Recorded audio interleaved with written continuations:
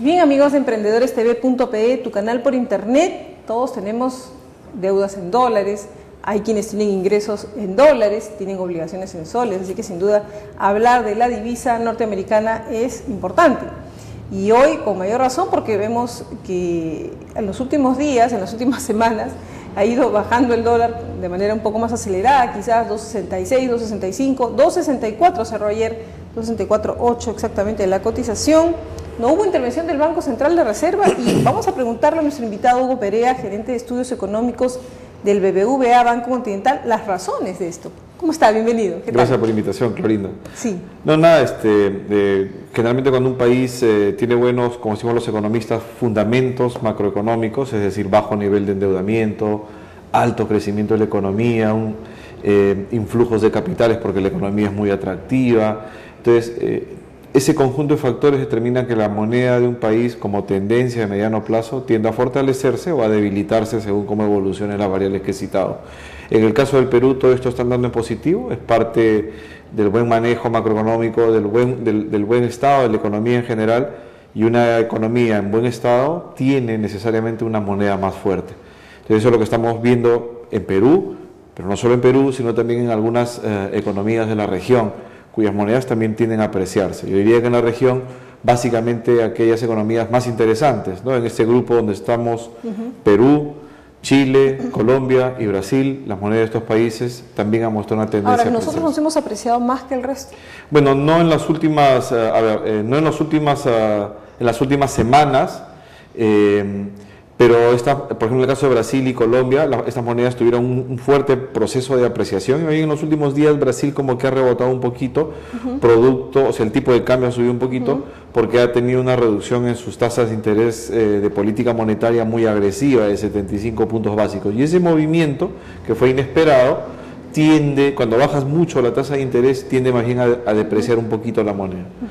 Pero ese es el contexto en el que estamos, ¿no? De monedas fuertes en la región. Por supuesto, Perú ahí está como una economía muy interesante, ¿no? ¿Y ha influido en algo las últimas noticias, un PBI que creció más según las últimas cifras, y que ha hecho que todos digan que vamos a ajustar las cifras, el propio Ejecutivo comenzando por ahí? Correcto. Luego el resto del Fondo Monetario, todos los demás, los propios bancos, ¿no? Sí, sí, el último dato, el de febrero, en general todo el trimestre, todos los indicadores que ya tenemos del primer trimestre, todavía no sale el dato oficial, sale con un rezago de 2 meses más o menos, cuánto fue el PBI en el primer trimestre, pero fácilmente debe haber sido superior al 6%. Porque marzo se viene bien, los indicadores adelantados están buenos, ¿no? Marzo viene bien, febrero salió 7,2 por encima de las expectativas del mercado. ¿Marzo cuánto puede ser? Yo diría que alrededor de 6, ¿no? Entonces vamos a cerrar fácilmente ese trimestre por encima del 6, por eso te decía.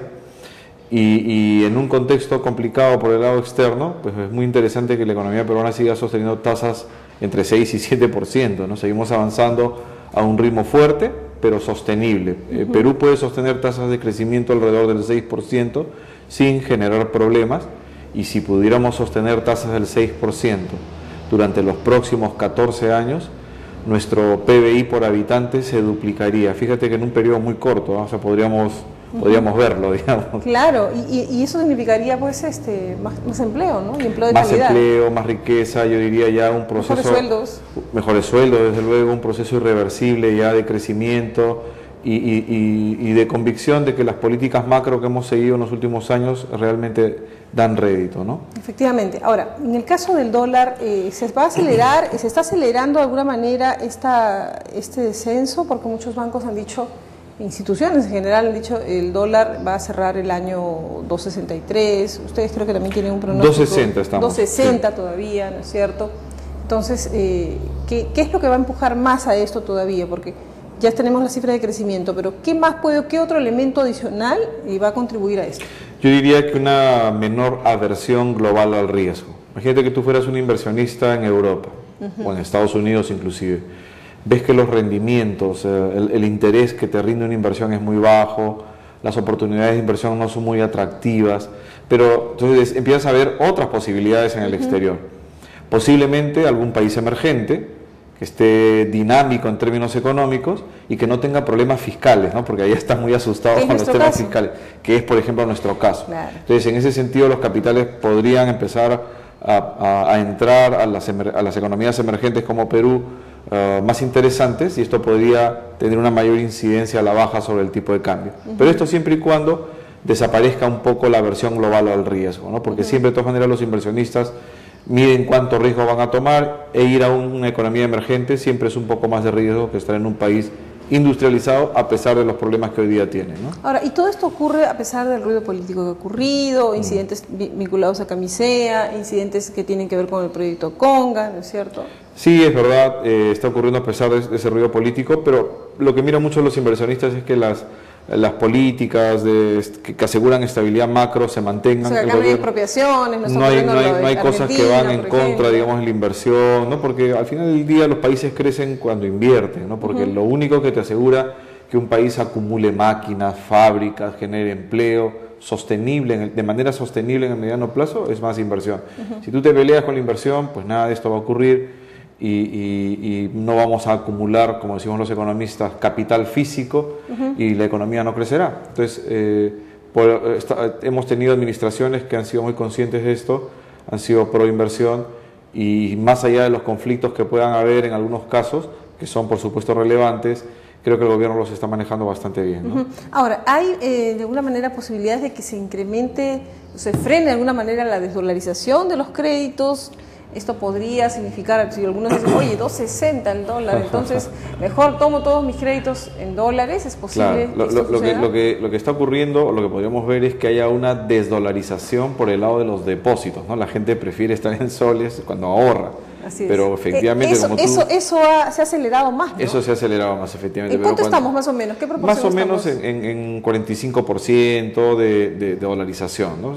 Hay diversos indicadores, pero según el del Banco Central, más o menos entre 40 y 45%. Perfecto. Entonces, el tema es que, claro, uno puede ver que se desdolariza, como decimos, el pasivo de los bancos, es decir, los depósitos bancarios, pero el lado del activo, o sea, los créditos. A veces la gente, como tú bien mencionas, tiene esta percepción de que como el tipo de cambio se espera que caiga, yo gano en soles, mi cuota va a salir cada vez menor. Pero hay que tener cuidado porque el tipo de cambio es una variable volátil. Hoy en día todo apunta a que el tipo de cambio debería seguir cayendo, pero la situación en Europa sigue incierta, alguna mala noticia y hace que el tipo de cambio rebote, ¿no? ¿Y sin intervención del BCR, en cuánto podría estar el tipo de cambio? Es la pregunta del $1.000.000, pero... Nosotros tenemos una previsión de que el tipo de cambio de equilibrio debería estar alrededor del 2.50, ¿no? Ahora bien, ¿por qué no está ahí? En parte por las intervenciones del Banco Central, etcétera. Entonces, como tendencia, debería converger a ese nivel. Sin el BCR podríamos llegar a ese nivel, no sé si muy rápidamente, pero es más o menos la previsión que tenemos. No se sabe en cuánto tiempo. No se sabe en cuánto tiempo, pero más o menos, vamos, para acotar el espacio de tiempo, yo diría que hacia finales del año podría, si que no hubieran intervenciones, ubicarse alrededor de ese nivel, o en el último trimestre, ¿no?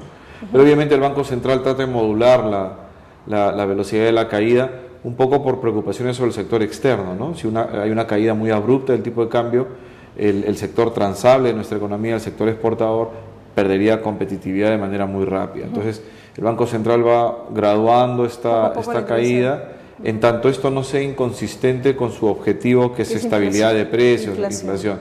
Si controla la inflación y en paralelo puedes ayudar a que el tipo de cambio tenga una convergencia gradual hacia su nivel de largo plazo, excelente. Pero entonces, como ese es el caso ahora, no habría problemas, no hay inconsistencia. Entonces el Banco Central va amortiguando la caída, le da espacio al sector exportador para hacer los cambios que tengan que hacer en las empresas para ser más productivas y mantener su competitividad externa, ¿no? Muy bien, señor Perea, vamos a hacer una pausa muy breve para retornar, preguntarle si en ese escenario que hemos conversado, el sector exportador requiere o no que le suban la tasa del drawback, si cómo le está yendo, porque hemos visto las últimas cifras que no han sido muy buenas, que digamos. Volvemos entonces tras la pausa.